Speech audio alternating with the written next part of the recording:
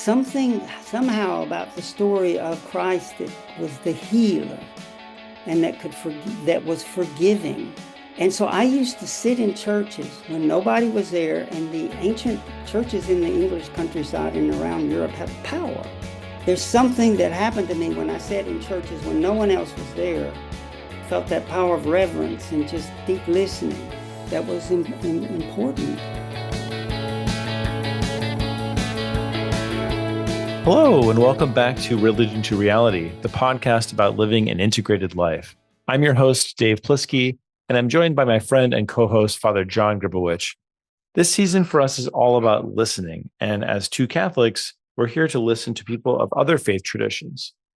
This episode marks basically the end of the Buddhism arc. We have another kind of half an episode that involves a little bit of Buddhism, but this is more or less the end of this longer arc that we've had, really as long as it has been, because of how many Buddhists, very deep thinking and practicing Buddhists that Father John happens to know. So it's been really great. In the previous episode, we got to hear from Eva Natanya about her very deep experience of living both a Buddhist and Christian life at the same time.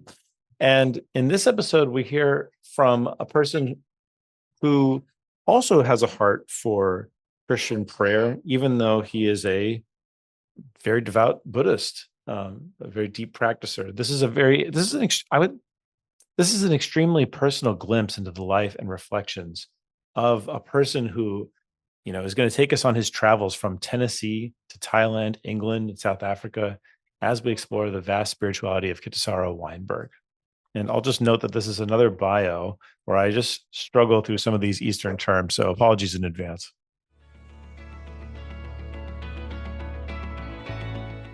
Today, we're joined by Kittisaro Weinberg.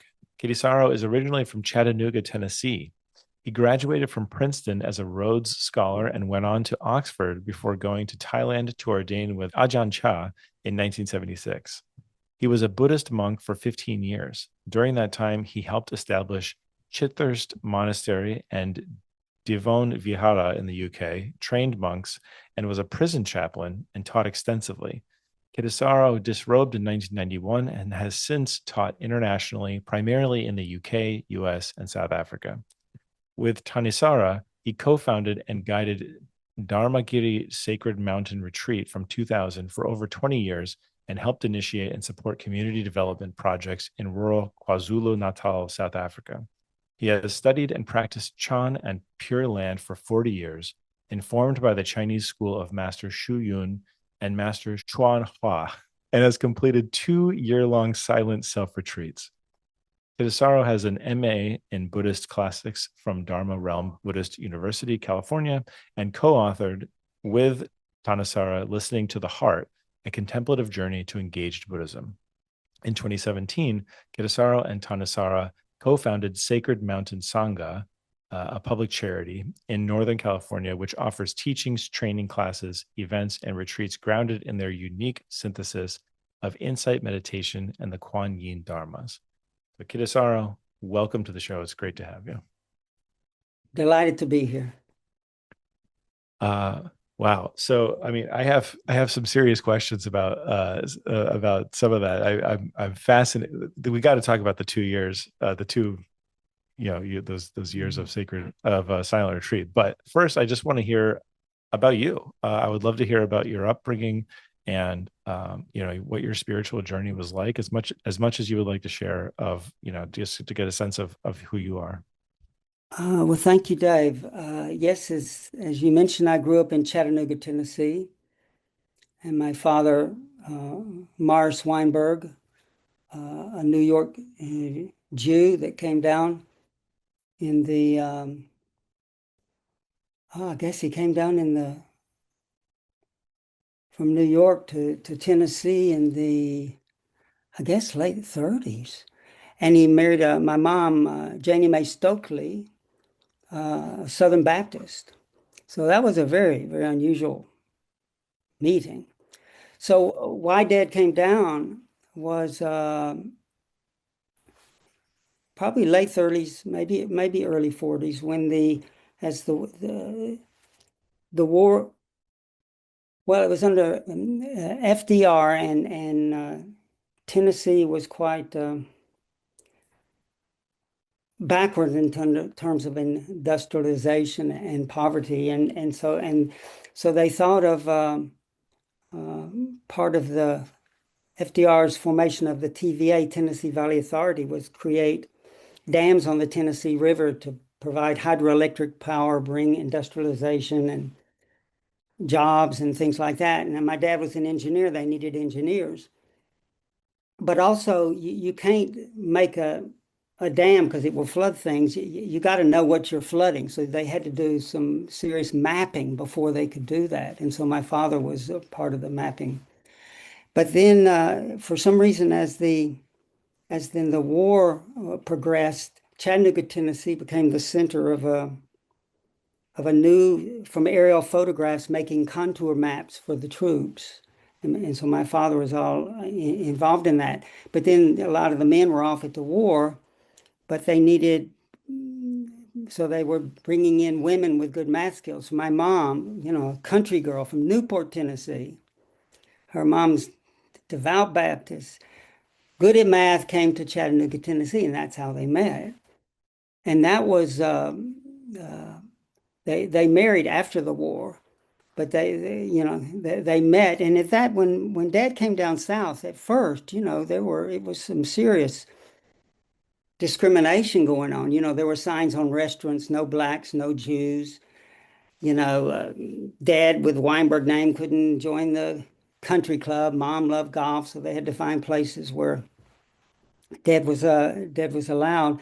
When they did get married right after the war, they waited 5 years to have children because Mom said, "Well, we waited 5 years to see if the marriage would take." They knew that there was such a big difference in cultural backgrounds. My father's family were Russian. Father's mother and father separately got out of Russia early part of the 20th century, came in through Ellis Island. And so Mom one day said, "Mo," so my dad's name is Morris, but she called him Mo. Everyone called Dad Mo. He grew up Moshe. Mhm. But she said, "Mo, do you think this is for us?" And there was a tiny little advertisement in the Chattanooga Times that said, "Are you a Unitarian and don't know it?" And because they wanted us to have a spiritual background, but Mom didn't want to convert to Judaism and Dad didn't want to become a Baptist. And so there were only 10 people in the Unitarian churches that time, and they went. And that was our spiritual upbringing, was because it was very non-dogmatic, expressed this sense of a sacred core that permeated all of life, permeated with respect. I mean, I would have heard the name of, of course, Christ and Mohammed and Buddha and Krishna, all of them. But I also was very aware that I was in the Bible Belt because at school, and in my clarinet lessons, the best clarinet teacher was in one of the local Bible schools, and outside his office, I would be told we're going to hell. And I'd get all upset. Well, because we went into a church that said Unitarian. And I get all upset, and my dad would say, "Just relax, breathe. They just don't understand." Years later, I'm quite impressed with my father's patience. But I'm thinking this, and then this finger wagging thing about we're right, the others are going to hell. I really had an aversion to that. So if you'd have told me then that I'd end up kind of preaching, which I am, but that version that was often expressed of dogmatic righteousness, I didn't respond well to. But actually, what was transmitted through the Unitarian Church had something about reverence and open heartedness, open mindedness. My dad even became a lay minister and helped them find their first proper ordained minister. Hmm. So that was, that's how I got started. Hmm. And I mean, you can give us the abridged version if you like, but how did you go from, growing up in the Unitarian church to becoming, a fully fledged Buddhist, and Yeah, all and that? Buddhists, as I like to joke, Buddhists were thin on the ground in Chattanooga, Tennessee. My professor knows that. And in my early life, I was a champion wrestler. I mean, that was one of my main Okay. identities. Mm.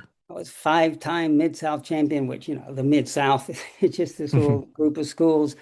But then we went up to Pennsylvania for the National Invitational Prep Tournament, and I won that in my junior year. Came in third one year, second one year, first one year. But my senior year, I was in the finals, and I was ahead with a few seconds to go. And oh, I should tell you, the junior year. This leads up to the junior year when I won. I don't know, 13-2. I had a dominant victory, and Mom took pictures, and it's in the scrapbooks. And but literally not that long afterwards, especially in the photos of all the champions at the end. Our little Southern school even won the tournament that year. But I started getting anxious because who am I going to fight next year to defend my title? And that whole anxiety thing. So much of my life in academics and sports was all about the winning and the next thing, and there was a lot of fear in it. So this senior year, I got to the finals, was ahead with I don't know, a few seconds to go. I ended up getting penalized, and then ended up losing in a referee's decision. But when they held the other guy's hand up, I felt a relief. And I didn't understand that, but there was something by not having to hold that winning, winning, winning thing. And even though the worst thing, losing, but there was still, and I didn't understand that. But then I went to Princeton, and we had a great wrestling coach at Princeton, national champion. And on the first day, even before the season officially started, I was so keen to get going, and they had a Pennsylvanian national champion and a Princeton student with a Japanese background. And I got hurt. We became close friends, but I dislocated my shoulder, and then I had 4 screws put in the shoulder, and then it at some point I realized I just had to let the wrestling go. But I was already starting to contemplate this illusion of success that somehow you get there. And so I really didn't have Buddhism yet, but then I won that Rhodes Scholarship unexpectedly. And then I think it happened then when I was at Oxford writing a thesis. I was going to go to medical school because I majored in history, philosophy of science. At Oxford, I just wanted to broaden my education, so I was just doing something totally different. But while I was there, so I wasn't wrestling anymore. I was that's the first time that interesting Christ came in before the Buddha. Is I was wearing a cross. Not because what happened in churches. I didn't respond well to sermons. But that something somehow about the story of Christ that was the healer and that was forgiving. And so I used to sit in churches when nobody was there, and the ancient churches in the English countryside and around Europe have power. And my back to the success life had been so focused on external approval and ratings. And there's something that happened to me when I sat in churches when no one else was there, and felt that power of reverence and just deep listening. That was important. And it was in one little church outside of Oxford, a little town called Ancient, that a life-changing vision happened to me. I won't go through the whole thing. But anyway, a vision happened that felt like Christ. Mm. That was when I was in churches, I didn't know how to meditate, but I knew that if you listened, maybe I will tell you a little bit of it. There's a resonance inside. You know, when you listen to a seashell, sometimes you hear the sound of silence. Well, in Mm. churches, there's a deep resonance, Mm. and there's a high pitched inner frequency I would hear, but also this low roar. And if I just sitting listening, and I knew one mantra. I knew a sacred word, Om. To me, it was a word that just meant reverence, reverence for this mystery we're in. Mm. And I just was saying that. And as that word sounded, and as I said, and already I love just being in quiet places, but places of reverence. Then I started seeing a vision of ancient sailing ships, with the big sails sinking and people drowning. And I was perplexed by that. What is that? But then as I kept listening, then up at near the altar, I was more in the back. A light appeared that started coming toward me, and that light became the head, but there were no facial features. It was just luminous and bright, and the figure was walking toward me. And I guess at the time, like I was, as far as I remember, wearing my cross. It was walking toward me, and each step, the magnetic field. And then the light came from it, went into, I mean, this sounds peculiar, but there it is. It went into my left cornea, into the left side of the brain, to the right side of the brain, out the right cornea. And then my whole body we were being drawn together. And I have a weird eye condition that's I'm a bit legally blind in one eye. I still see, but for driving, I Mhm. can mainly see with this one. As that is, as this figure came closer, the vibration came so strong, and it was delicious. It was.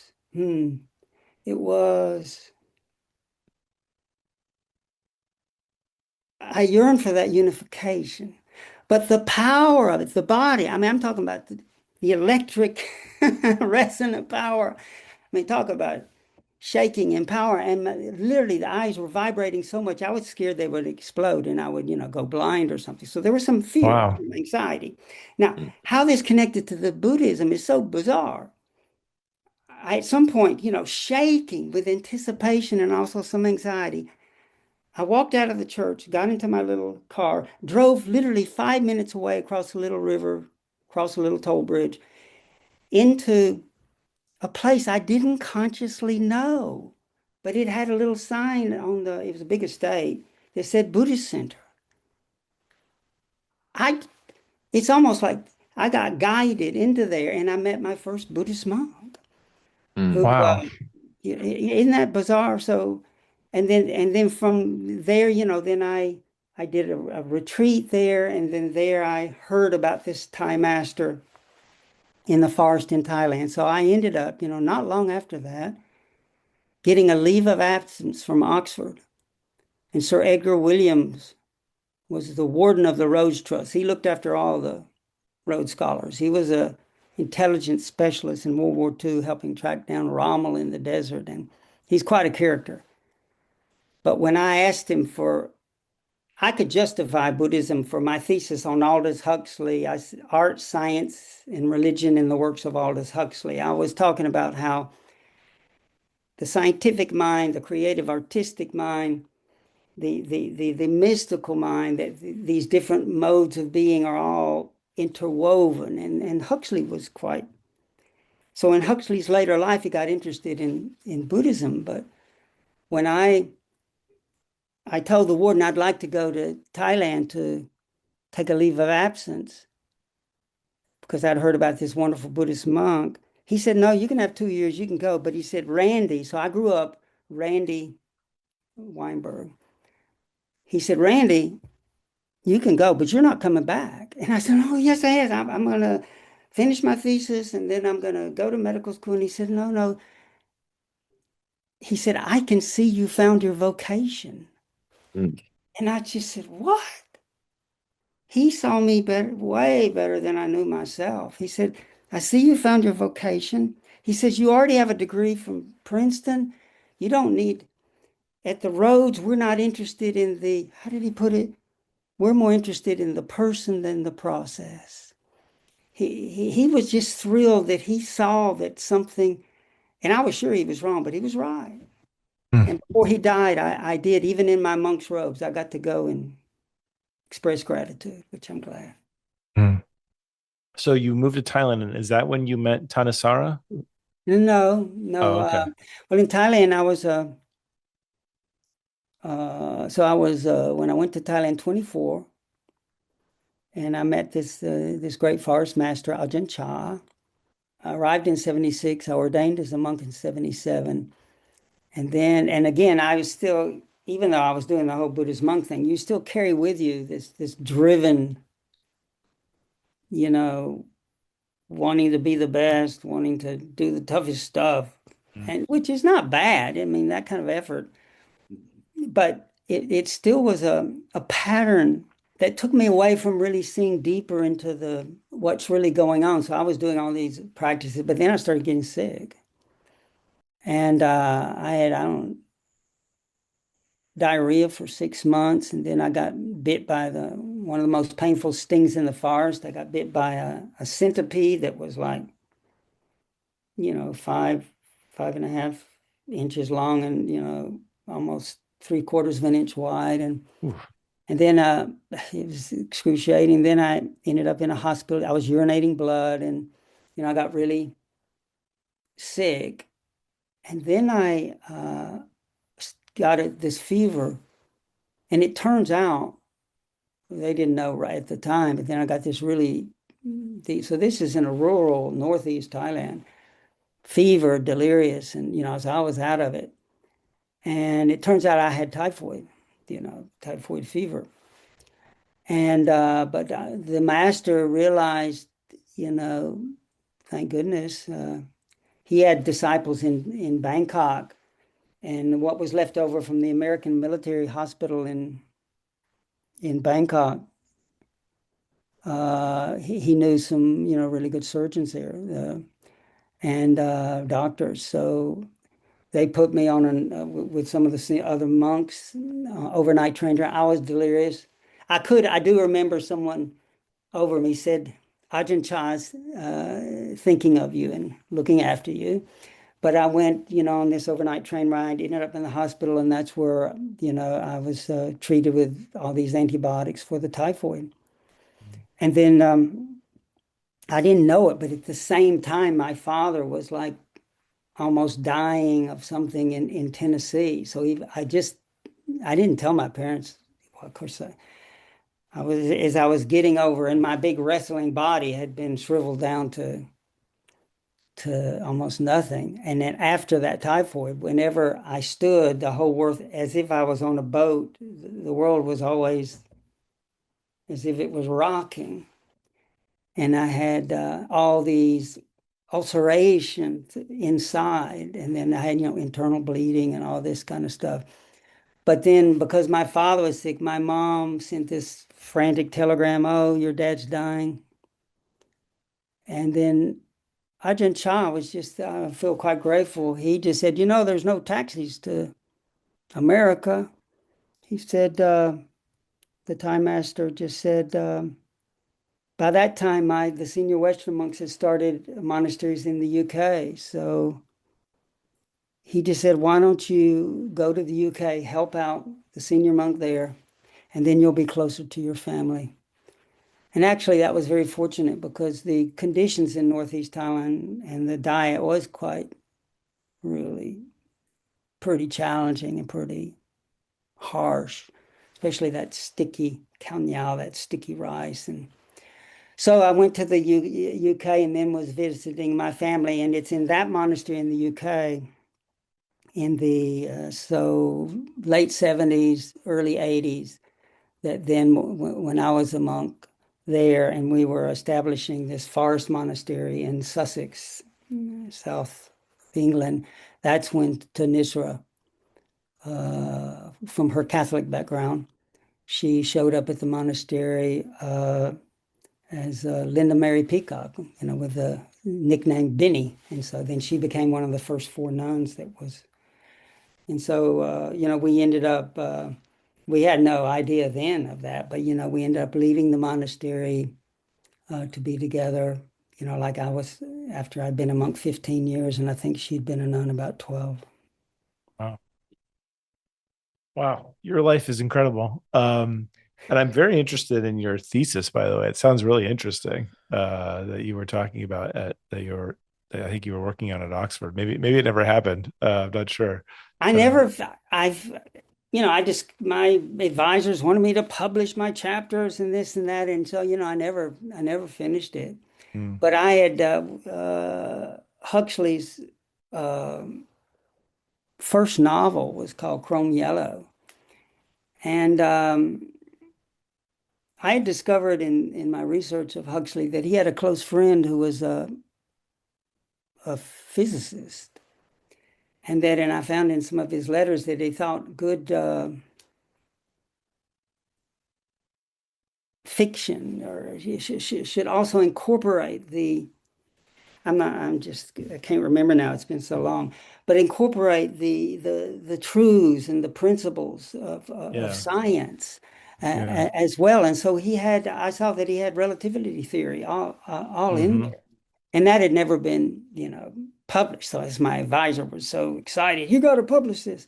Hmm. But it's curious at Oxford, they were so keen that, if you write something new, you have to show how this one got it wrong, that one got it wrong, that one got Hmm. it wrong. And so I never finished, Yeah. but I'm very indebted to Huxley. So even though I didn't write it, I felt very grateful to his, in his later life. It's a drier work, but it's called the Perennial Philosophy, where he takes all these writings from different mystical traditions and shows this Right. common ground. Right. Which sounds like And what you were kind of hinting at with the idea that there's these different modes or ways of knowing, right? That exactly. you've got the artistic side or the emotional side or the scientific side, and these are not at odds with one another. It's all coming from a human being, and Right. and we need to be able to access the world in more than just the ways the Enlightenment told us about, basically.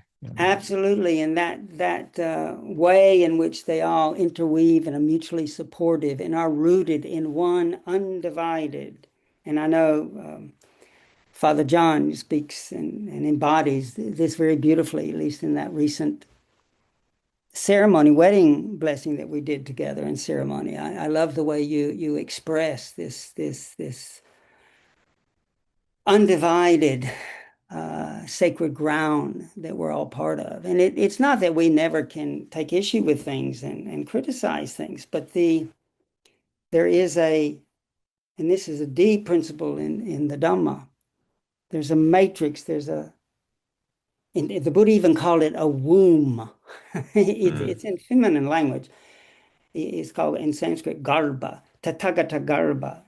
Tathagata is another word for the awakened um, heart is still in the midst of movement and moving in the midst of stillness. So tathagata, gata and agata means coming and going. Tata means such. So it's like whether one's still or moving, there's this presence that perfectly merges movement and stillness.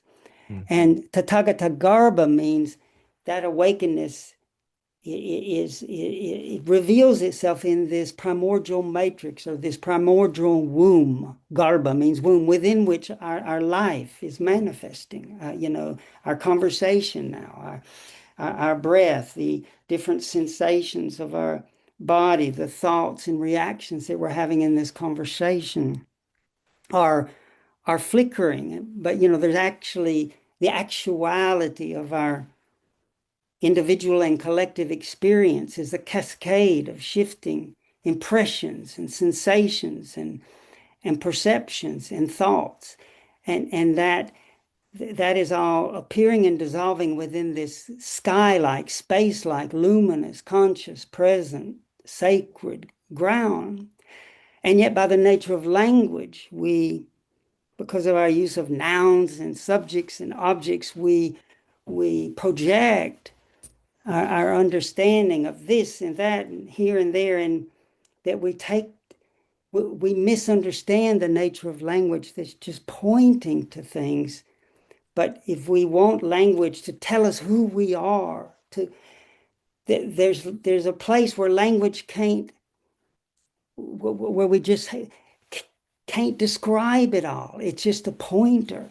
So I'm just got so fascinated by that. So in the teachings of the Buddha, I just loved the exploring, the scientific, the exploring, and yet the more one aligns with how it is, so interesting, then one's more at ease, and then the creative naturally happened. And then when I went back and looked at what the Christ said, I thought so much of his, when he just said, take the beam out of your eye before you go and try to take a speck out of somebody else's eye. That's meditation. If you had a beam in your eye, that's going to hurt. So you're going to attend to that obstruction that's right in front of us. And that opening to suffering is a bit like talking about opening to the cross, or in Buddhism, it's called the noble truth of suffering. And that by that purifying power of working with that, the purification of the heart from delusion, it's like Christ said, the pure of heart shall see God. Well, in the Buddhist, the pure of heart shall see the way things are. So I just more and more, even though I was a Buddhist monk, I felt this deep, I felt the scriptures coming alive in a different way on my own. I got my mom to send me a good English with because my eyes weren't so good, a good English translation of the Bible.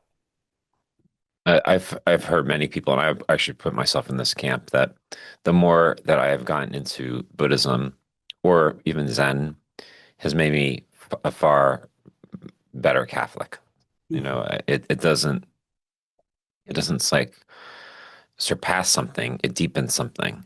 And because it's at the very heart, getting to that incarnational sacramental worldview where like everything is more than what it appears to be. And that whatever means necessary to have that awakening is really participating in the essence of the incarnation sacramental worldview, which is completely what Christ is.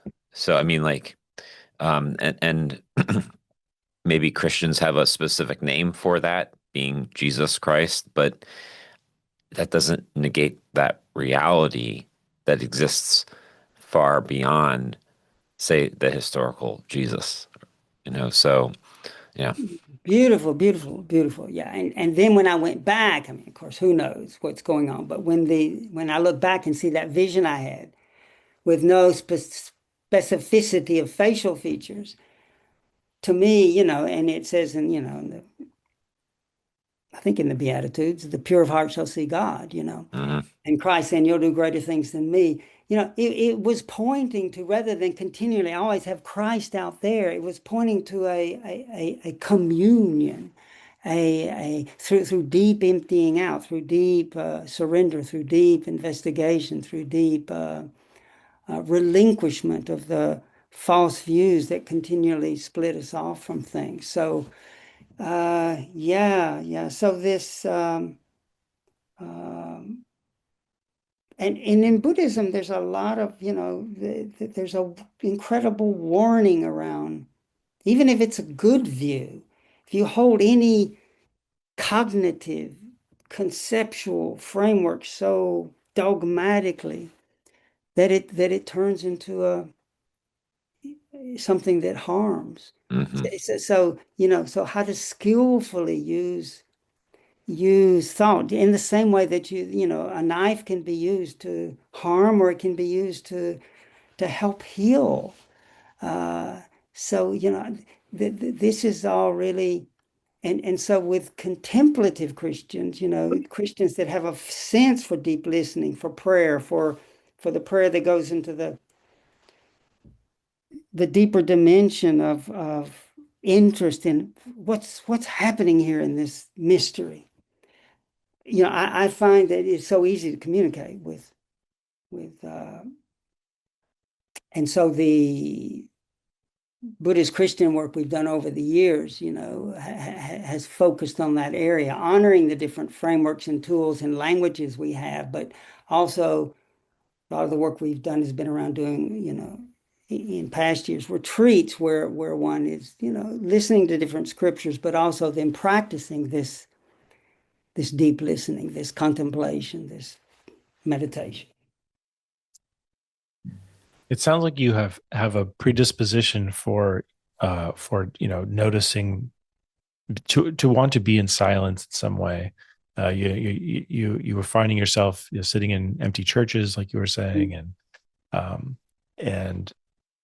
I have to ask you about your experience of 2-year-long silent retreats, because this is unimaginable for most people, I think, and I just wondered, what brought those on? What was it like? Well, they were wonderful. I mean, to me, as you rightly pointed out, there is a deep, I don't know if the right word is aromatic. I mean, hermetic is not really the right word, but aromatic love of contemplation. I get, motivated by, and I strive really hard, and it's not always easy, because I have a sense of a lot of self-judgment and stuff like that, but I love that. So I had been I guess when I did my first year of silence, I'd been a monk, 89, so that 76, 80. I guess I'd been in the monastery for 13 years, and I'd been the abbot of a little monastery in the southwest of England, Devon, the Devon Vihara, which is a little small monastic dwelling place for a few monks. I was the abbot of that, and it helped found it in the new particular place. And so I'd done that for 3 years. My teacher was quite happy with me. But even though I got over the typhoid, I still had years of sickness, mainly weakness. So 10 years, were quite weak. 3 of those 10 years, I was even lying down most of the time. I was just, just out of it. So after that, the abbot was pleased with what I'd done. He said, "What would you like to do?" And I said, "Oh, I'd love to do a retreat." So he let me just stay in this little hut. There's a whole wonderful story, but I won't tell it, but of how this 100-acre forest in the south of England, in West Sussex, got offered to our monastery. Just because the jogger went by and saw the monks, wondered what they were doing, and ended up, "Oh, your forest monk's looking for a forest. I have a forest and I want people to look after it." So there's this beautiful forest, and I stayed in this tiny little hut that was, I don't know, 6 feet by, 6, 8 feet by 4 or 5 feet, and it's small, just in the forest. And it was wonderful just for striving. And it was quite ascetic, but I could just do my own schedule. And I did, these different practices. So even though it was silent, I did a lot of prayer, recitation. But then, when I was talking about how, like, the word "me" is a noun, sounds like a thing, but we all know the me is shifting all the time. How misleading language can be. These nouns imply thingness. So one of the main monastic practices that we were doing was learning to mind the gap between thoughts and be interested in how thought emerges out of this ground, this deep listening silence, and then falls back. And so I was minding the gap, but to investigate how the sense of subject object thingness gets, in Buddhism we call it a sankhara, or these patternings. psychological, emotional, somatic, get perpetuated and activated by our relationship to these thoughts and feelings and the way we interpret them. So when you're minding the gap, you're also, and then questioning.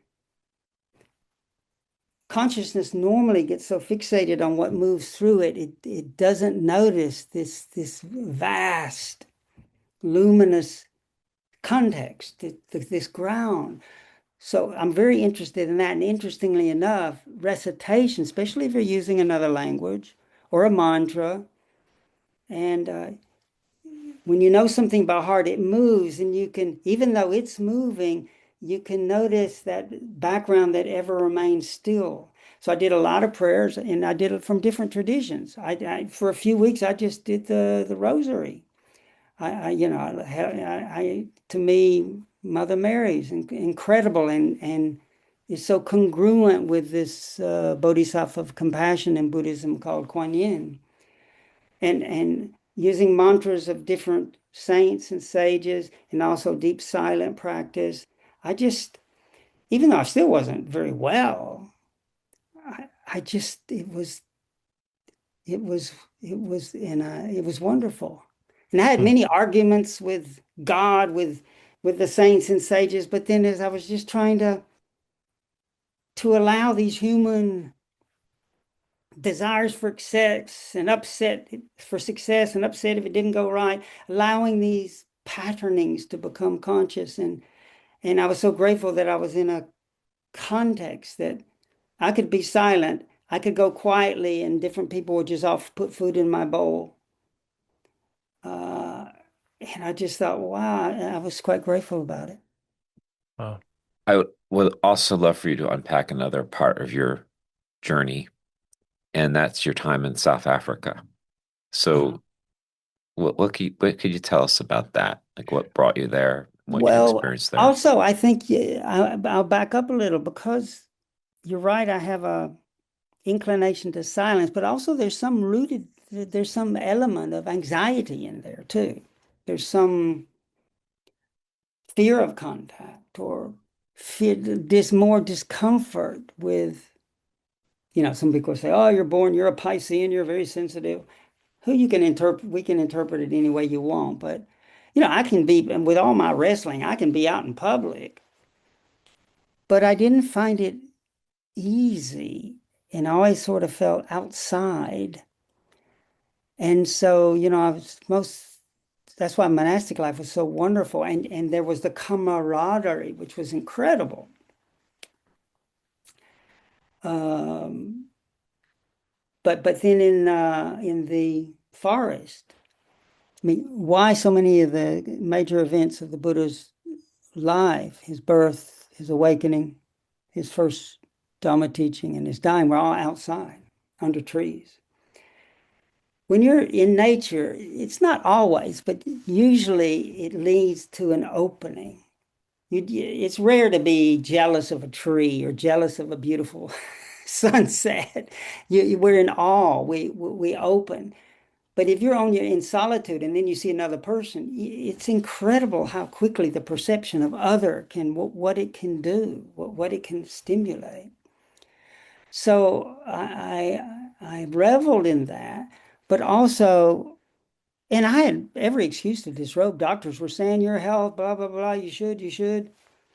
It's not good for you, 1 meal a day and all this stuff. But I didn't care. I was happy to die. But then falling in love with Thanissara, and that's unusual because you're quite segregated. We never even touched hands, and yet we knew we were supposed to be married. I mean, that's kind of bizarre. I won't go into the whole, never even touched each other. But somehow that was so unexpected, the leaving. And whereas Thanissara is much more relational. And in a way, I think part of my leaving and being with her also was to continue learning to embrace the world. And so, yes, some miracles from old friends from Oxford led to us going to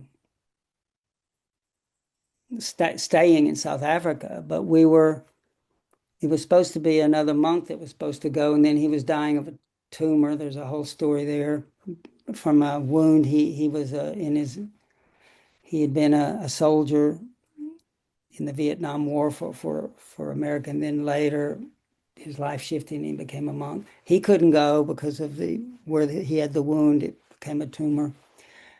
And then some people suggested that we go and teach in South Africa. So this was, I guess, 94, right after Mandela.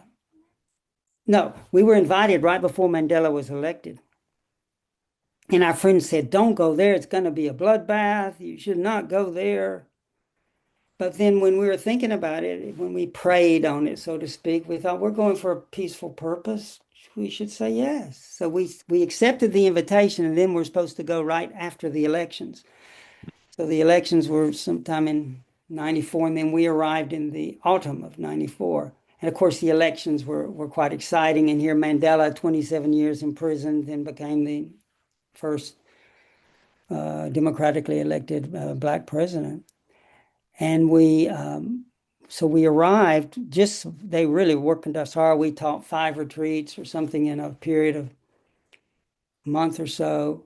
But then unexpectedly, in one of our teaching engagements in the country just north of South Africa, Botswana, someone laughed in a way that just made me say out loud, I wonder if Kelvin's alive to see the new South Africa. Kelvin was a South African friend I had at Oxford. We rode together in the crew, and he had left before me to go work in the Anglo-American gold mining.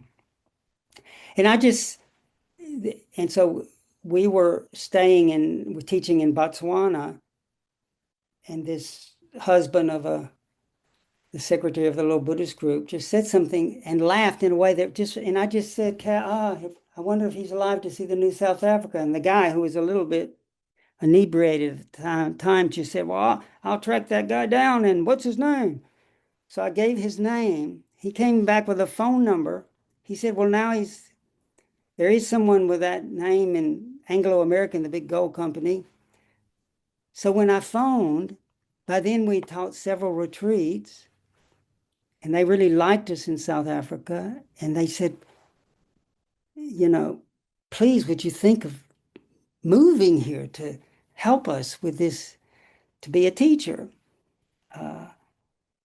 And when I finally got through to my old friend, and when I said, God, looks like we might be living here. And the first thing that came out of his mouth was, the least I can do is help you get a place. And I said, but Kelvin, we haven't seen you in 20 years. And he just said, those were the happiest years.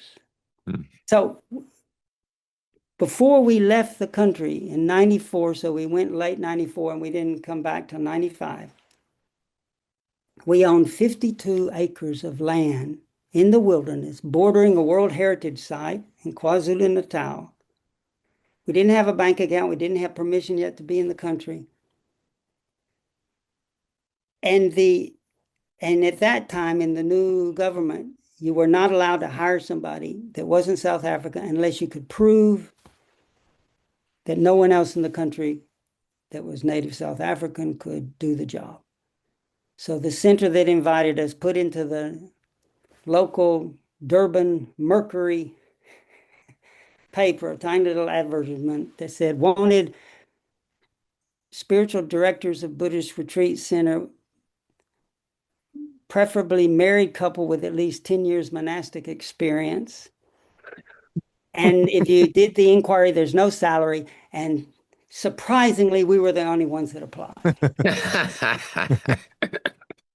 So basically what you're saying is, if I ever need 50 to 100 acres given to me randomly, you're the guy to kind of bring along to. I just, because our leaving was difficult, because there was, even though you don't take lifetime vows, you're allowed to do this. In the time of the Buddha, people went in, people went out. And I loved the teachings, but I felt it was strange. I felt destined that we were supposed to do something together, my wife and I. And but it was controversial in our community because they were, we were fairly senior monk and nun. But in a way, South Africa is really out there, nobody, away from all that community. And on an ancient sacred mountain, that's a whole nother story. But we had the chance to, and we couldn't have done it as a monk and a nun. Now I look back and feel like there's some kind of, these words about what we don't really understand, but some sort of destiny. Because it was incredible to be there. Because then, Mandela, who's so inspiring, then the AIDS pandemic hit, and our KwaZulu-Natal was like an epicenter of the catastrophic harm that came from that. And then, of course, there was still the trauma from apartheid and the racism and the systematic, shutting down educational opportunities and the poverty. So, we were right there in that. And those, 30 years were so very powerful in allowing us off the radar to develop the kind of synthesis. And because we wanted in South Africa, because we became their version of a nonprofit is public benefit organization. There was the unashamed Buddhist thing, but we made it very clear we wanted it to practice, to celebrate the Buddhist teachings, yes, to get opportunities, yes, but to have a dimension of being on land and what's your impact on the environment. So there needed to be that, to be embodied and relational, and to address, to be able to be sensitive to what's needed in the community.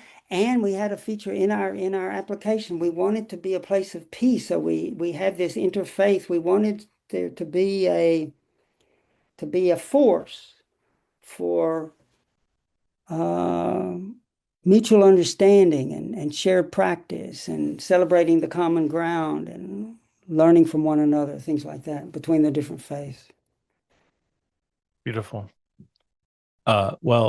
Kittisaro, we love to ask our guests one final question before we wrap, which is inspired by kind of why we're even doing this season of listening to people from other faith traditions, and that is to ask, how do you facilitate listening, and I mean deep listening, maybe listening without agenda?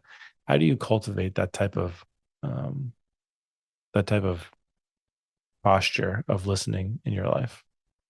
Oh, that's a really good question. That should be a question one asks again and again every single day. And it is, though it might not be the particular articulation of it, the principle of that, I try to practice every single day, in one, listening into body to help me always be here now. The body's all in present time. But to particularly listen into these thoughts that so quickly make assumptions about me, you, the world, how we are. And so what's really useful is to regularly ask who's so sure?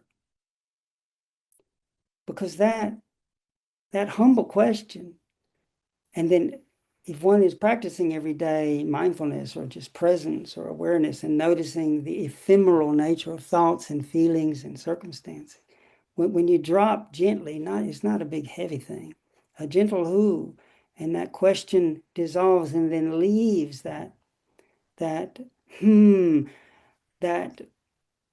the word mind used to have that meaning too, but we've now reduced it to just thinking. But you can still see the vestiges in language. Mind your step. That's not a thinking thing. Mind means, be aware, listen. Mind how you go. Don't mind me. When you ask a question and it returns to the mind itself, awareness itself, then it helps us see some of the impatient, so sure, or so doubtful, or chronic, whatever it is, patternings, that they can be revealed. And somehow the medicine is seeing things as they are. Somehow that can really help, help a little, I'm so impatient. There's such impatience here. It can help an abiding in a deeper, more open form of listening. Anyway, that's, and I really appreciate this. And forgive me if I've just talked too much, but this topic really is close to my heart, and I'm grateful to have the opportunity to be with you today and to be on your podcast. Oh, we've loved it. We're very grateful to you. You're the kind of guest who I wish we could do 5 hours with. Honestly, I feel like we would still be just doing the tip of the iceberg. So, thank you so much. Yeah, thank you so much, Kittisaro. Good to see you, and I hope to definitely see you in person again. Blessings. Blessings.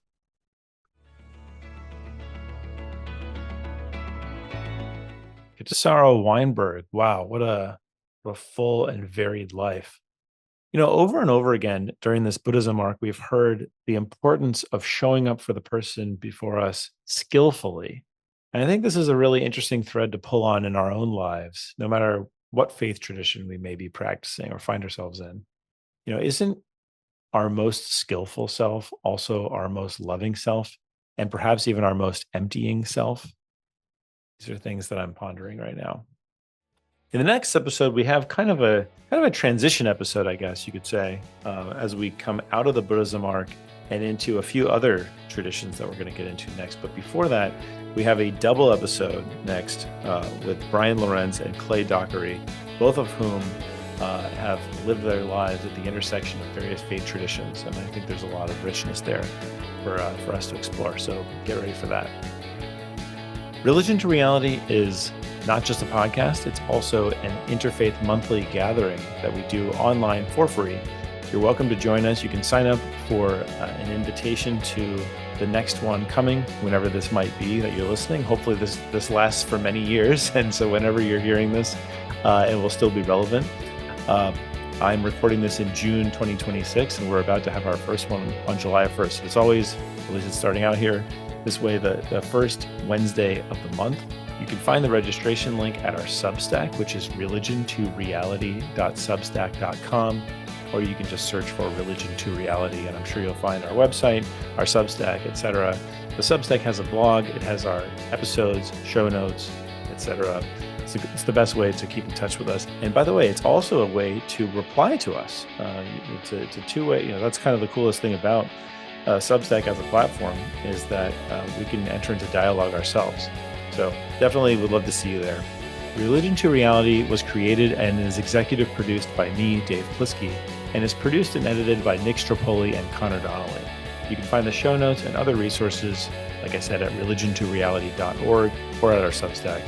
Subscribe wherever you listen to podcasts.